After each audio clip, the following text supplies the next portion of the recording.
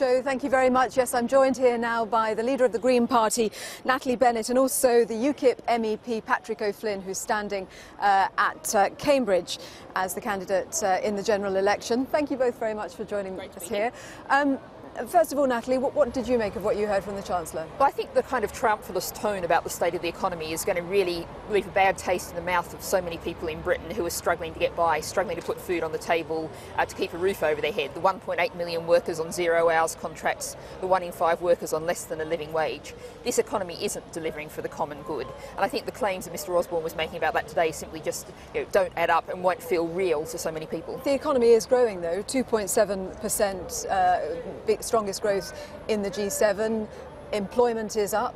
It's not a bad picture, is it? Well, I think if you look at the nature of that employment, 0-hours contracts are growing at great speed. We're seeing a huge growth. 44% of the new jobs created under this government are self-employed, and 80% of self-employed workers are living in poverty. We're not creating jobs that people can build a life on, and we're not really restructuring the economy. This government came in saying they wanted to rebalance the economy, but most of this recovery is built on consumer debt. How do you foresee, though, creating jobs and building an economy when the stated policy of the Green Party is to have zero growth, possibly even negative growth, because then that reduces consumption? You also want to see EU tariffs on trade to reduce EU imports and exports. Well, in terms of looking at the kind of economy we need, it's not like our current growth economy has actually delivered for people's lives. People are really struggling to get by. What we need to do is invest in a huge range of things. We need to make sure that rich individuals and particularly multinational companies pay their taxes so we can invest in our NHS, in education,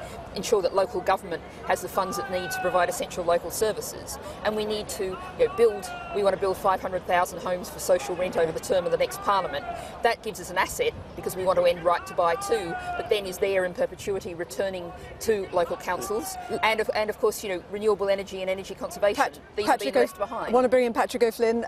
What did you think of what you heard today? Well, we're going to have a rare moment of UKIP Green Party consensus here, because I was also struck by what I thought was a very ill-advised triumphalist tone, because after all, the Chancellor was getting to his feet to announce the central objective of the coalition, to remove the deficit in a single Parliament, had been horrendously missed. And he was still borrowing on our behalf £90 billion this year. I also thought that the triumphalist tone will not be reflected in most people's experience of their living standards, and I'm particularly thinking of the Treasury Select Committee report into the autumn statement, where witnesses, including the Governor of the Bank of England, economists from the OBR... Just quickly then, how would UKIP improve people's living standards? Because we've heard from the Chancellor today that the income tax threshold would go up. There's a boon for savers. 95% of savers in this country won't pay tax on £1,000 of interest. Well, it's certainly good news that savers have been given something, because they've had a terrible time in the last few years, and we also welcome uprating in the personal allowance, and indeed we've been campaigning hard for the people who've been dragged into 40p tax, and